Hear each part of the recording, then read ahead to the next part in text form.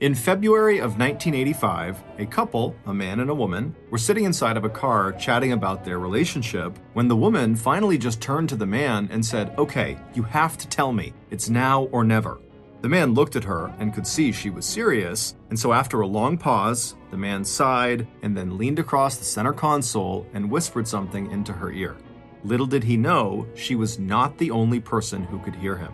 But before we get into today's story, if you're a fan of the strange, dark, and mysterious delivered in story format, then you've come to the right podcast because that's all we do, and we upload twice a week, once on Monday and once on Thursday.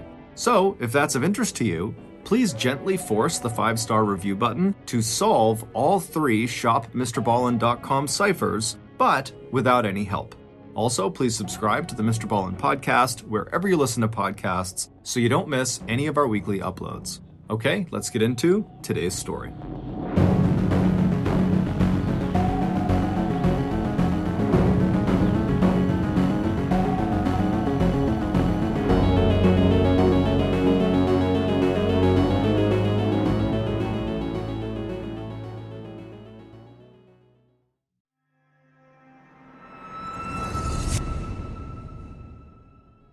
In 2017, I co-founded a small company, and while I was really bullish about it, it really wasn't making any money. And I remember that year never being able to sleep at night. I would just lay there in bed stressing so hard about whether we'd have enough money to pay our bills. It was awful. But the interesting thing I noticed was even after we became more financially secure, I still found myself lying awake most nights stressing about a million other things. This feeling of dread that you often get at night, whether it's about money or work or school or the kids, is referred to as the Sunday Scaries. And the Sunday Scaries used to get the best of me until I discovered Sunday Scaries vitamin-boosted CBD gummies. Now, before I go to bed, I just take one Sunday Scaries sour gummy, because that's my favorite kind, and my mind actually turns off and I can just sleep. I also take Sunday Scaries CBD gummies during the daytime if life gets too hectic and I just need to chill. Look, we all have a right to live scare-free. So, whether you need to take the edge off, calm your racing mind, sleep better, or just chill, take 2 CBD gummies every day to keep the scaries away. Let me save you with my 25% discount. Visit sundayscaries.com and use my promo code MrBallen for your discount. That's promo code MrBallen for 25% off at sundayscaries.com.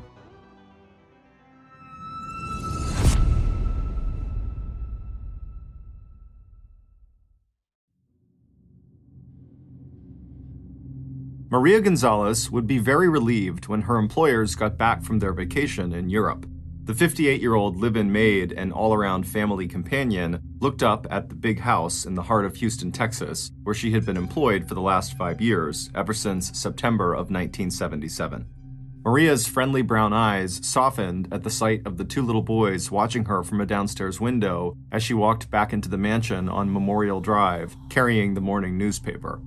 The paper was in English, so Maria, whose first language was Spanish, hardly gave it a glance before placing it neatly on top of the growing pile of newspapers in the home office of her employer, Houston lawyer James Campbell.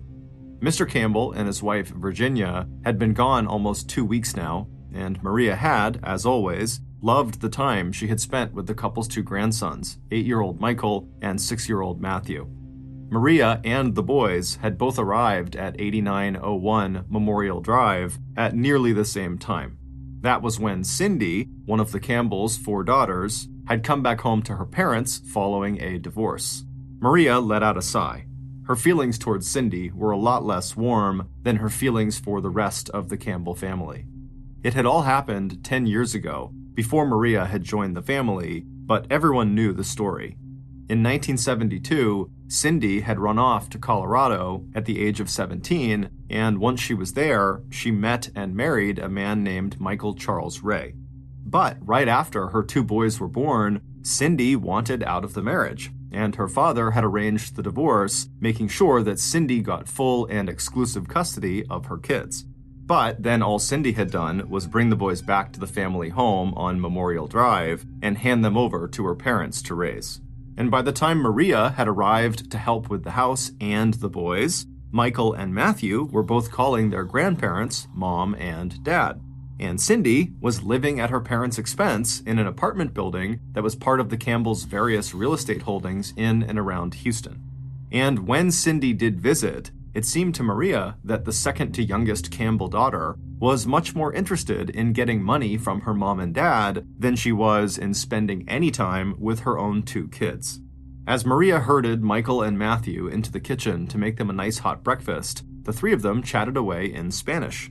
Thanks to Maria, the boys were fluent in both Spanish and English, and now that they were getting a little older, they were also doing their best to help Maria brush up on her English skills. As Maria watched them settle down at the scuffed kitchen table to eat their scrambled eggs dotted with bright jalapeno and sweet red peppers, she had to admit that it was probably better that Cindy was not actively involved in her children's lives. From her apartment over the garage, where she'd had a bird's eye view of the Campbell household for 5 years now, it had seemed to Maria that Cindy mostly seemed to create problems for other people. During the few years that Cindy was going to the same college as her younger sister Jamie, Maria had seen Cindy get into the car with Jamie in the morning to drive to school, and as soon as Jamie had started up the car and headed down the driveway to the street, Maria had seen Cindy toss burning cigarette butts into Jamie's long hair. And not only had Cindy never gotten her own driver's license, as far as Maria knew, she'd never really had a job either, not even after she had dropped out of college and had a lot of time on her hands. There had been that time, maybe a year or a year and a half ago, when Cindy had lived with a boyfriend who had helped her eat better and even go for walks and do some exercising, and Cindy had not only lost close to 60 pounds, but she'd also told her family that she'd gotten a job at a Houston nightclub doing stand-up comedy. But, like most of Cindy's so-called fresh starts, that had not amounted to much. Because now, Cindy was back to living in squalor in her own apartment again. Maria had heard what the apartment looked like: unwashed dishes, open cans of partly eaten food, dirty sheets on an unmade bed, and it looked to Maria like Cindy had given up on exercise, along with keeping herself clean and going to work. And lately, with her parents still not due back in town for another few days, Cindy had started to drop by the mansion again, getting lifts with people Maria did not know or recognize, and who just tended to sit in their car and smoke or drop an empty soda or beer can out of the car window while they waited for Cindy to come back outside. One of the reasons the Campbells had decided to go on this vacation in the first place was to get away from Cindy. In the last 6 months, Mr. Campbell especially had gotten fed up with Cindy's tantrums and requests for money, and he had told her that it was way beyond the time that she had found a job and started supporting herself. Mrs. Campbell still found it hard to say no to Cindy, but Maria knew that even Cindy's mother had finally run out of patience, and ever since her parents had turned off the money faucet, it seemed to Maria that Cindy was always in a very bad mood. Yes, Maria thought, as she and the boys all squeezed themselves onto the worn couch in the living room to watch a little TV, Maria would be very glad when Mr. and Mrs. Campbell arrived back home. It had made Maria uneasy hearing Cindy clomping through the house. Maria was a very strong and capable woman, but she had decided that she would rather not be alone at the house when Cindy stopped by for those visits. But a few nights later, on June 9th, 1982, when Maria opened the big front door of the brick and flagstone house to welcome the Campbells back home from their vacation, the housekeeper could see immediately that just stepping over the threshold back into their own home seemed to deepen the lines of worry around Virginia Campbell's intensely blue eyes. 50 years old and 5 foot 4 inches tall, Virginia's trim frame had gotten shorter over the years because of a slight curvature of her spine and the 3 decades she'd spent as a paralegal hunched over a keyboard. Now, the top of her head barely reached her husband's shoulders. But even though she was tired from all the traveling, Virginia gave Maria a warm smile. Over the years, the two women had become friends, as well as employer and housekeeper, and they had shared a bond in their love for Michael and Matthew. Maria appreciated Virginia's sense of humor, and she liked that her employer did not show off her wealth with expensive and fussy furniture. Despite its size, the inside of the Campbell's house was comfortable and plain. Mr. Campbell sometimes accepted TVs and other appliances in place of payment from his clients, and inside the living room there were 2 TVs, one stacked on top of the other. There wasn't very much that was fancy about Virginia either. She was a hard worker, she enjoyed wearing inexpensive costume jewelry, and if Maria could find one fault with her employer, it was that Virginia was maybe overly generous with everybody and maybe a little too timid when it came to speaking her mind. The same could never be said of Mr. Campbell. 6 foot 4 inches tall, 201 pounds with a strong build and dark hair and features, James Campbell, who was 55 years old, had made a name for himself as a highly skilled and successful Houston lawyer with a solo practice and a sly and unpredictable sense of humor. He was well known not just for winning cases, but for his courtroom theatrics. With his trademark Panama hat with its wide brim and his slightly rumpled suits, he was delighted when lawyers for insurance companies underestimated his ability to collect money on behalf of his clients for physical or mental or emotional injuries. He was also a devoted husband and family man. He and Virginia had met when they were both in college in Los Angeles, California, and they had been together ever since. James regularly fired difficult clients and refused huge cases that would take up too much of his time. The Campbells seldom drank or entertained, although they did have a circle of close friends that they liked to spend time with. James's only exercise was playing golf, and most of the time that he was out on the green, he was chewing one of his favorite brands of cigars. Now, even though the couple worked together in James's law office, both James and Virginia were thinking about retirement. In the last year, Virginia had had a health scare. She discovered a lump in her breast, and even though it turned out not to be cancer, it had reminded her and James that there was more to life than just the practice of the law. And even though the couple had done well for themselves financially, if they were going to retire, then they wanted to cut back on unnecessary expenditures, like continuing to support their 27-year-old daughter, Cindy. So, while their vacation was a welcome break for James and Virginia, it hadn't really done anything to solve the family's Cindy problem or change the resentment Cindy was feeling about her parents' decision to finally push her out of the nest. One look at Virginia's tired face, and Maria decided not to even mention Cindy's recent visit to the house while her parents were away. But Cindy herself had no intention of protecting her mother from worry. Instead, she seemed eager to make sure that her mother was as miserable as possible. 2 days after the Campbells had returned from their vacation, and while James was at his law office, Cindy had arrived at the mansion on Memorial Drive and yelled and screamed at her mother, demanding more money. By that afternoon, Cindy not only had more money, she was dragging her mother around Houston to buy Cindy expensive silk blouses and designer jeans. The next day, June 12th, Michael and Matthew were waiting for Maria when she came into the main house first thing in the morning. The boys cried when they told Maria about the big fight late the night before between Virginia, who they called Mom, and their biological mother, who they just called Cindy, that had occurred when Virginia gave Cindy a ride back to her apartment with all her shopping bags full of new clothes. Maria calmed the boys down as best as she could, but it was clear to Maria that Virginia Campbell was just too timid to stick up for herself. Maria wished that the other Campbell daughters lived closer so they could come by and visit and make Mr. and Mrs. Campbell and the boys smile again. On June 17th, the Campbells' youngest daughter, Jamie, who had left Houston to attend a college out in Knoxville, Tennessee, called to check in on her mom. Now that it was spring, Jamie was hoping to plan a long vacation back at home in Houston. But when Jamie mentioned this plan to her mother on the phone, Virginia just changed the subject. And more, Jamie had the feeling that her parents just wanted her to stay right where she was in Knoxville rather than come back to the family home. The next day, Friday, June 18th, was hot and humid. But the spring flowers were in bloom, and the Campbells, including Maria, were all looking forward to an evening out at Houston's Memorial City Mall. And while Virginia did look delighted as she and Maria and Matthew strolled from shop to shop, with Virginia buying small gifts for each of them, when the three of them sat down in the mall cafeteria for a bite to eat, Virginia seemed so anxious and worried that she had no appetite for food. Instead, Virginia just lit one cigarette after another, stubbing each one out after only a few puffs before ordering a Coke and then coffee. By the time they got home, around 9 p.m. that evening, James and his older grandson, Michael, had already returned from their evening out, and now James had stretched out his long legs in the living room and was watching TV. Watching as Virginia joined her husband, Maria smiled before walking upstairs to check on the two boys and get them settled for bed. Friday nights were a special treat for Michael and Matthew. That was the one night of the week when they were allowed to drag their sleeping bags and bedding into their grandparents' master bedroom for a sleepover. That involved arranging themselves at the foot of their grandparents' bed and watching a movie on a cassette tape before falling asleep. Maria glanced at her watch. It was almost 9:30 p.m.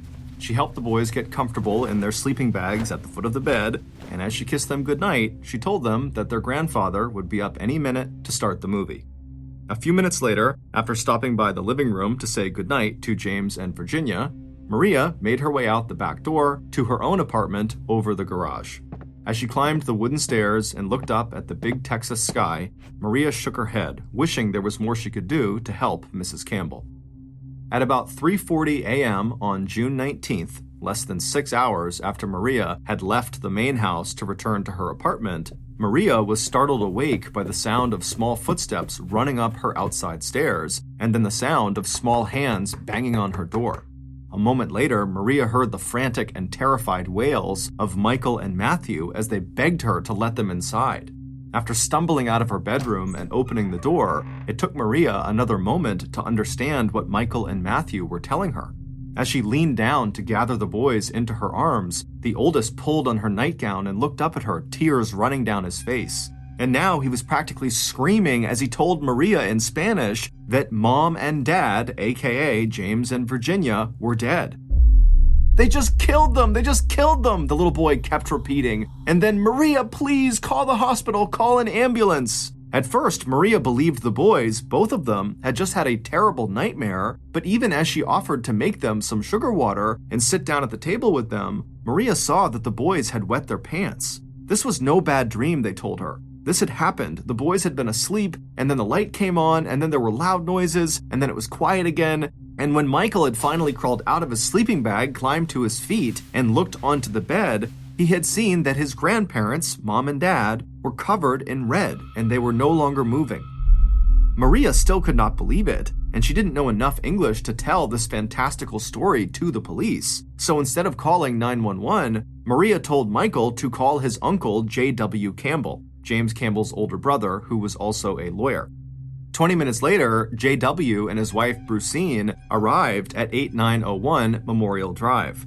While J.W. waited in Maria's apartment with the two boys, Brucine and Maria made their way over to the back entrance of the main house and stepped inside through the unlocked kitchen door.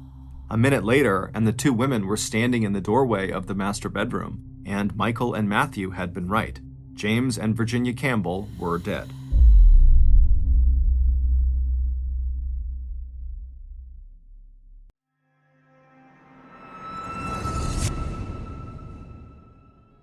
When it comes to storytelling, it's crucial that you take the time to learn all the facts before you start speaking.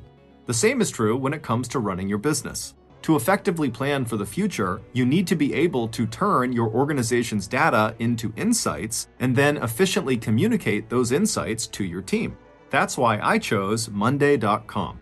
Monday.com enables businesses like mine to create a single source of truth across the entire company. It allows my managers to have full visibility into what teams are working on without the constant check-ins, email chains, and phone calls. My entire staff can access the info they need when they need it. And with all of the various integrated tools my team loves to use in one centralized platform, it keeps all of my departments in perfect sync. The best part, though, is with Monday.com's intuitive platform. You can customize workflows to fit your team's exact needs and avoid any possible human error by automating time-consuming manual processing while maximizing efficiency. With Monday.com Work OS, there's nothing your team can't do. Sign up for your free 2-week trial at Monday.com. That's Monday.com to start your free 2-week trial.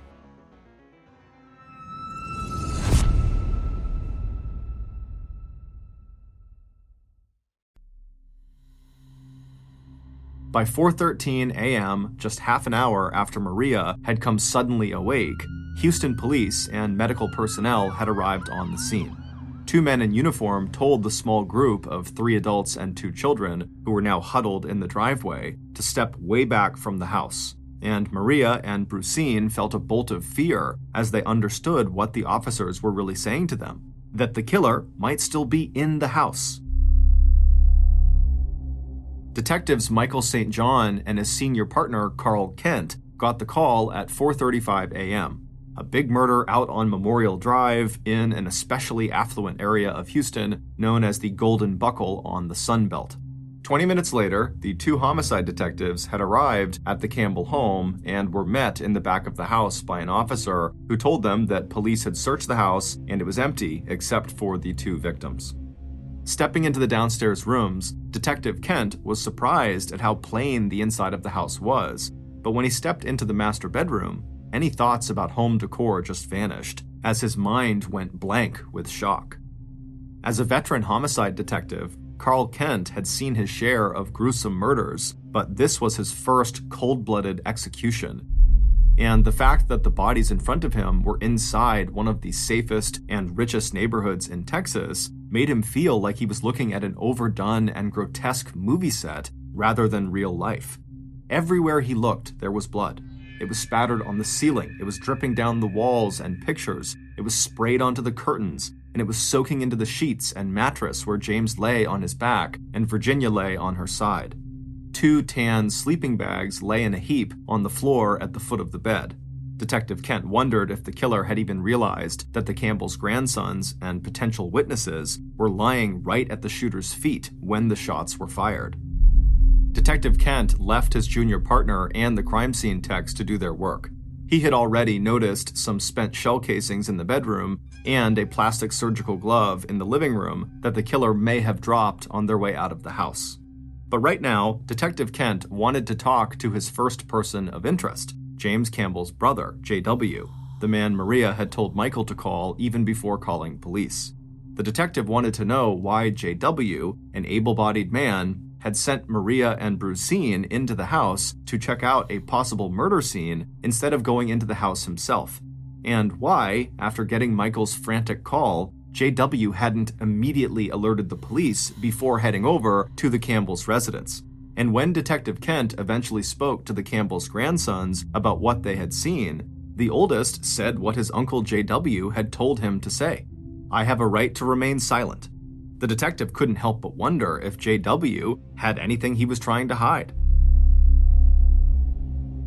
By late Saturday, 3 of the Campbell daughters had arrived in Houston and were gathered at Memorial Drive. As the women, the oldest, Michelle, and the youngest, Jamie, followed by the second oldest, Betty, started going through their parents' house to see if anything was missing, they quickly discovered that the police were wrong when they assumed there had been no sign of robbery.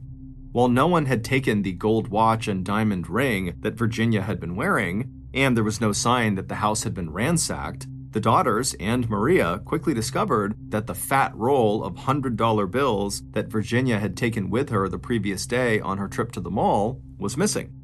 The fourth Campbell daughter, Cindy, did not show up at 8901 Memorial Drive until the following afternoon, Sunday, June 20th, a day and a half after she'd been told that her parents were dead. And when Cindy did arrive, she and the man driving her, David West, who was yet another one of her on-again, off-again boyfriends, both looked totally hungover. Investigators had already tracked down Cindy and interviewed both her and David. While police were still checking out their alibis, they both seemed pretty solid. David had driven Cindy to her parents' house at about 10 p.m. on the night of June 18th to get some money from her mom, and David had waited in the car. After that, Cindy and David spent the night going out to eat, then attending 2 different parties where they were seen by multiple witnesses before ending the night at David's house well past the time when the Campbells were murdered. And even though Detective Kent and other investigators would hear plenty of stories about the fights Cindy had with her parents over money, police could find nothing in her background or David's to suggest that they could be tied to the murder. As for the other sisters and James's brother, J.W. Campbell, it would turn out that all of them too had solid alibis. And that was the problem. From the very start of the investigation, detectives were hampered by the lack of any useful physical evidence they had collected from the crime scene. They had discovered shell casings along with silver-tipped bullets, a kind of ammunition favored by professional shooters, but there was no murder weapon. They had discovered the point of entry into the Campbells' house, a downstairs den window that had been left unlocked, and in front of the window, a sofa that Maria told them had been pushed out of its usual place under the window. Outside the window, they found footprints that looked like they belonged to a pair of men's boots, along with a few cigarette butts, and inside the house, they had found that single blue surgical glove that the killer must have dropped on their way out of the house. Today, crime techs would have been able to run DNA tests on the cigarette butts and inside of the surgical glove, but back in 1982, the only forensic tool police had were fingerprint tests, and the killer, who appeared to have worn gloves during the attack, had not left any prints at the scene. But even without any solid leads, police continued the slow process of investigating every other clue they could find. They interviewed James Campbell's clients and anyone else whose name came up as someone James had crossed in a court case. They also tracked down Cindy's ex-husband and the father of her children, Michael and Matthew, but it turned out that in addition to having an alibi himself, the boys' biological father had no interest in getting custody of the boys. The same was true of Cindy. On June 23rd, the day after her parents' funeral, Cindy had arrived at the house to take Michael and Matthew home with her. Over the objections of both Maria and the children and her sisters, Cindy had marched out with Michael and Matthew. But less than a week later, she had given up completely on parenthood. Police got a call from the DePelchin Children's Center and Adoption Agency saying that Cindy Campbell had just turned her two young boys over to the center. After police went to the orphanage and retrieved the children, the Campbells decided that the safest place now for Matthew and Michael was to stay in the care of their uncle, J.W., a lawyer, and his wife, Brucine. Over the next 4 months, the Houston police racked up so much overtime investigating the Campbell murder that they could only put in for half of it and still expect to get paid. They followed up on tips that the mafia might be involved. They followed tips from a prison inmate bragging about slitting the throats of some rich couple in Houston. And because Cindy's 3 sisters had zeroed in on Cindy as their prime suspect, the police did spot surveillance checks on Cindy and on David, even though the couple seemed to have broken up and gone their own separate ways. But even as the investigation slowly sputtered to a halt, the family drama among the Campbell sisters was just swinging into high gear. Cindy wanted her parents' house sold and the estate settled right away so she could get her share of her parents' money. But it turned out that most of the Campbells' wealth was tied up in real estate, not cash or stocks or bonds, and Cindy's sisters wanted to hold off on selling the house or other real estate holdings until the market improved and they could get a better price. And while investigators were eager for any new evidence, the frequent calls they were now getting from Betty and Jamie insisting that their sister, Cindy, had to be guilty of something had started to sound more and more unreliable, like detectives were just hearing the same old lines from a long-running and distorted family argument. By the end of October 1982, almost 5 months after James and Virginia were shot in their own bedroom, investigators quietly shelved the Campbell murder case. There were a lot of other homicides in the huge city of Houston that were just as important and a lot easier to solve. It wouldn't be until February 1985, more than 2 years after the murder of James and Virginia Campbell, that investigators would finally get the tip they were hoping for. And when that call came in, the story police heard was so unbelievable that not only would it make detectives yank that cold case right off the shelf, it would also put the Campbell homicide case onto the front pages of national newspapers from Washington, D.C. to Los Angeles, California.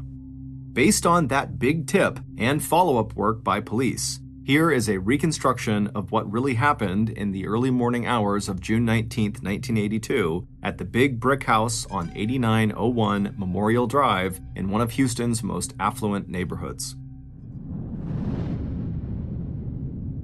At 2:30 a.m. on Saturday, June 18th, the Campbell's killer cleaned the .45 caliber pistol one more time before sliding the magazine of silver-tipped bullets inside.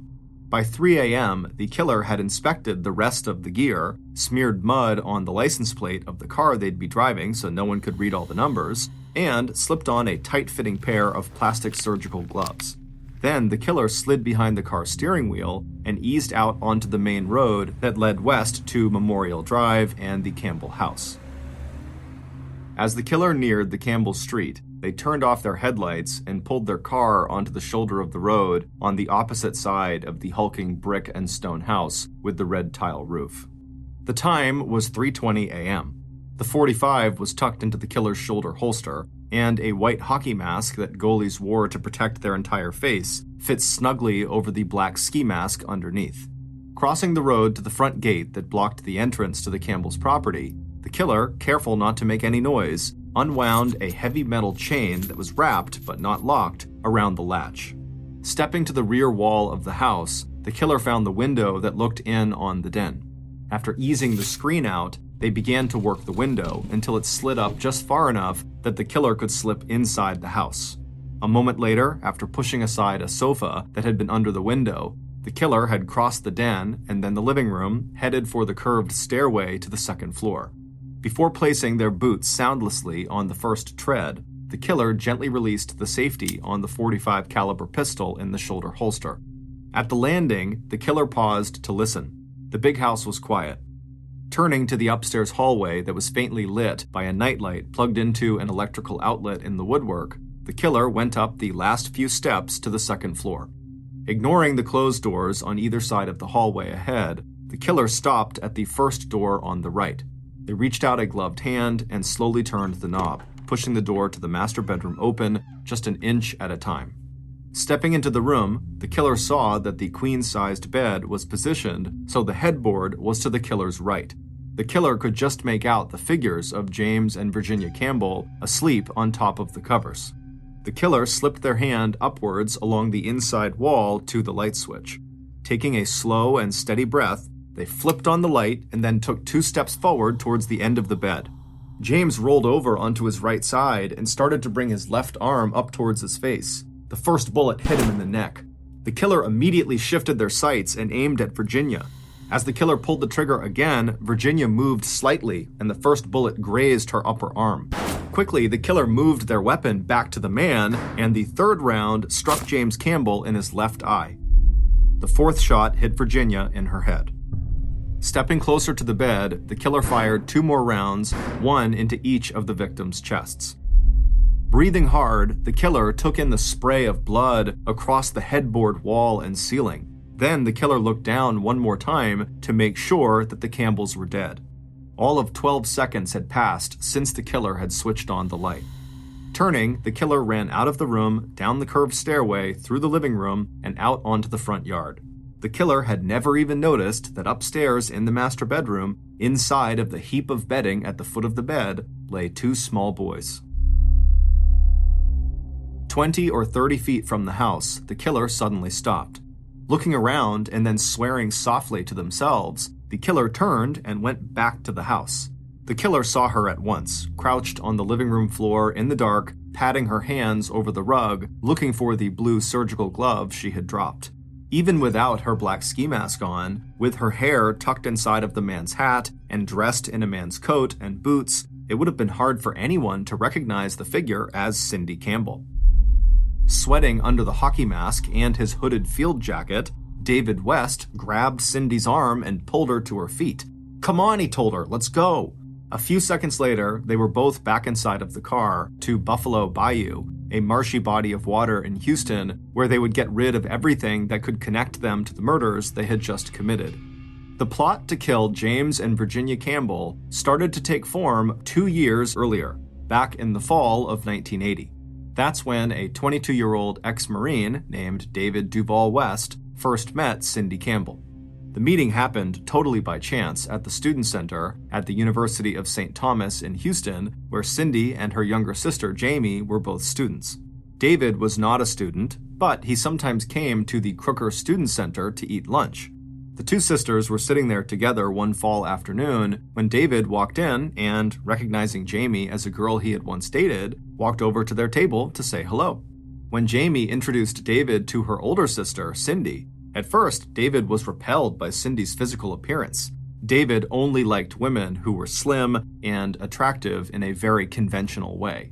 At 5 foot 4 inches tall and weighing 180 pounds, Cindy, with her stringy brown hair and round face, could hardly have been further from David's ideal. Except that David found himself noticing how long Cindy's eyelashes were and how her hazel eyes had an exotic tilt to them. And the second time he bumped into Cindy a few weeks later, he stopped again to talk. And this time he told her that she could actually be very attractive if she just lost a little weight and tried a little harder with her appearance. A few days later, David got a call from Cindy. She asked David out on a date, and David said yes. When Cindy hung up the phone, she turned to her sister, Jamie, who was sitting in the same room with her at 8901 Memorial Drive, and Cindy said this about David, quote, "He's really gross, he looks like a pig, but you know what? He'd be easy to train." End quote. And it would turn out that Cindy was right. David was very easy to train. By the spring of 1981, Cindy had dropped out of college and had been living with David for 6 months. He'd put her on a diet and prescribed a regular regimen of exercise, and Cindy had lost 50 pounds. She still wasn't interested in getting a job, but David was so proud of how successfully he was managing Cindy's weight and appearance that he didn't mind supporting her. And now, everywhere they went, men admired Cindy. And Cindy had decided to take a gig as a stand-up comic at the bar where David worked as a bartender. But even as David congratulated himself on having created his own perfect woman, Cindy was busy drawing David into a tangled web of lies. According to Cindy, she had been relentlessly and continually abused ever since she was a child, by her parents, by her sisters, by her first husband, and by every boyfriend she had ever had. She had been hit, pinched, tripped, beaten, cut, neglected, and humiliated in every way imaginable. But according to Cindy, the worst thing that had ever happened to her was getting sexually molested by her father. For weeks and then months, Cindy talked non-stop to David about the abuse she had suffered until finally David agreed with Cindy that both her parents were such horrible human beings that they deserved to die. And when they did die, Cindy, who had been supported by James and Virginia her whole life, would no longer have to ask for money. Instead, her parents' money would simply become her money in the form of her inheritance. What David had no way of knowing was that Cindy told any person she became close to about being horribly abused. But depending on her audience, the type of abuse and the names of the abusers would change. As for her charge that her father had committed incest, she was just as likely to tell people that she herself was illegitimate and that James wasn't her father at all. Sometimes it was Michael James was supposed to have fathered, other times it was Matthew, and other times the father of both sons was her no-good ex-husband Michael Ray. The point of Cindy's stories, none of which police were ever able to substantiate, seemed to be so she could manipulate people and play on their sympathy to get money, and persuade them to take care of her and feed her and invite her into their homes. Even after Cindy left David and moved on to other boyfriends, she always popped into David's life either to rekindle their sexual relationship or ask for some kind of help, and each time she made sure she reminded him about what she claimed her father had done to her. And by early spring 1982, when James and Virginia decided it was time for their daughter Cindy to go get a job, Cindy returned to David, and when she did, it was to tell him that suddenly her father had started making inappropriate advances towards her, and Cindy wanted David to kill both James and Virginia Campbell. So, while James and Virginia began planning their trip to Europe with a return date of June 9th, David and Cindy began to plan exactly how they were going to kill them. And by the evening of June 19th, David and Cindy were ready to put their plan into action. Weeks earlier, David had picked up a Combat Commander .45 caliber pistol from one of his friends, and he'd been going to a local shooting range to brush up on the marksmanship skills he had learned in the Marines. He'd also bought jackets, coats, ski masks, and boots for himself and Cindy, so even if anyone saw them, no one would recognize them. While her parents were in Europe, Cindy started dropping by the house on Memorial Drive. Not only did she help herself to towels and food, she also began trying the downstairs windows to see which one opened with the least amount of noise and effort. On the evening of June 18th, 1 hour after Cindy's parents and Cindy's sons and Maria had all returned from their evening out on the town, David drove Cindy to her parents' house at 10 p.m. so Cindy could get some cash from her mother. But the real purpose of that visit was to unlock the window in the den, so when Cindy and David came back at 3:30 in the morning to kill Cindy's parents, they would have a way to get inside the house. After that short visit to 8901 Memorial Drive, Cindy and David carefully set up an alibi, making sure they were seen at several parties that were too big for anyone to remember exactly when they left, only that they were there. And then, at 3:20 a.m., dressed to kill, David pulled the car they were driving up onto the shoulder of the road directly across from the Campbell's mansion. And when David slid into the Campbell's house through the den window that Cindy had left unlocked, Cindy was right behind him. And it was Cindy who led David up the stairs to her parents' bedroom. And it was Cindy who flipped on the lights just before racing back downstairs, where she dropped that blue glove to wait for David. And for months after the murders, it looked like David and Cindy may have committed the perfect crime. They only had one moment of panic when they realized that Cindy's boys were actually in the Campbell's bedroom when the murders were committed and might be able to ID them. That's when Cindy dragged the children out of the Campbell home on June 23rd and took them to David's apartment, where she and David grilled the two little boys about what they had seen or heard on the night of the murders. Satisfied that the boys could not ID them, Cindy and David simply dropped the boys off at the orphanage. 6 weeks after the murders, Cindy broke up with David and started borrowing large amounts of money drawn against her expected inheritance. And at the same time, the Houston Homicide Division put the Campbell murder investigation in the cold case files.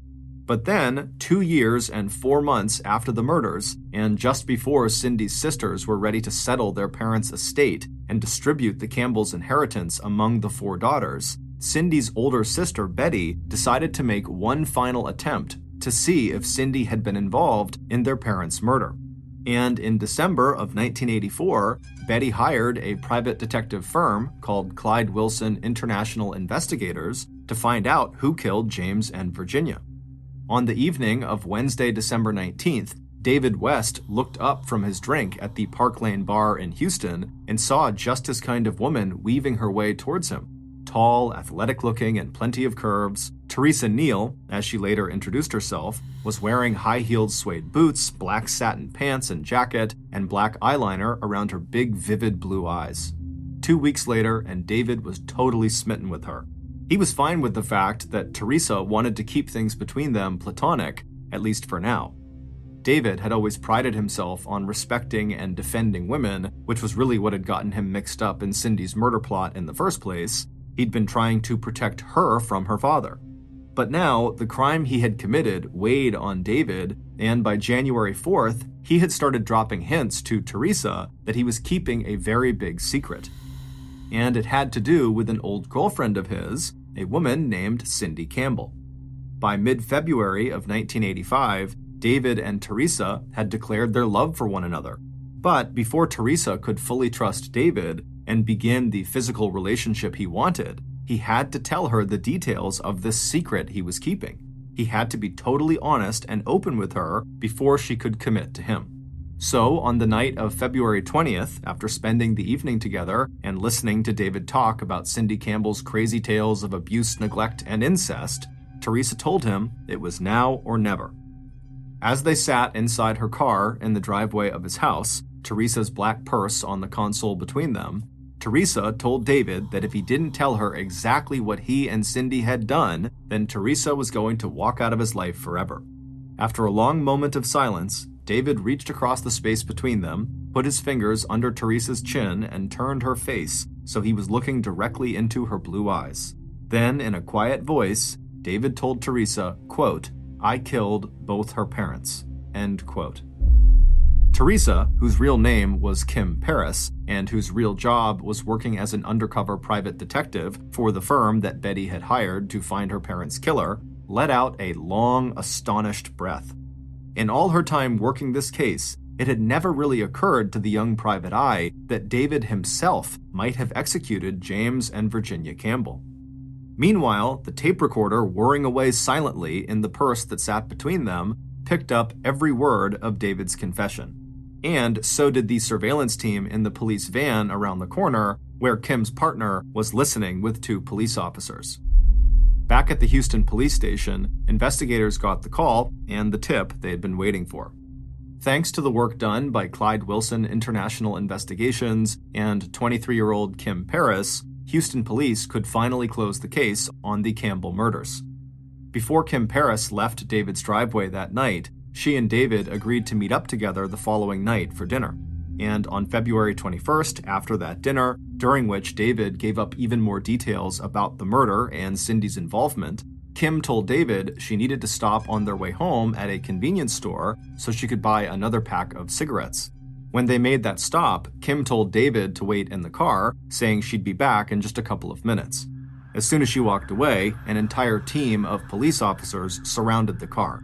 When David stumbled out of the front passenger seat, he caught sight of Kim standing on the other side of the store's glass windows. As David was arrested and charged with capital murder, Kim met his eyes and raised the beer can she was now holding in a silent toast. Later that same Thursday, Houston police issued an arrest warrant for Cindy Ray Campbell. And on December 11, 1985, David West pleaded guilty to the first-degree murders of James and Virginia Campbell. In exchange for that guilty plea, he did not face the death penalty, and he agreed to testify at trial against his one-time girlfriend, Cindy Campbell. David was immediately sentenced to life in prison. In June of 1987, Cindy was also convicted of first-degree murder and was also sentenced to life in prison. David is still incarcerated today at Ramsey Correctional Center in Brazoria County, Texas. As for Cindy, on September 13, 2021, while serving her life sentence at Mountain View Women's Prison in Gatesville, Texas, she died of natural causes. She was 65 years old. Thank you for listening to the MrBallen podcast. If you got something out of this episode and you haven't done this already, please gently force the 5-star review button to solve all 3 shopmrballen.com ciphers, but without any help.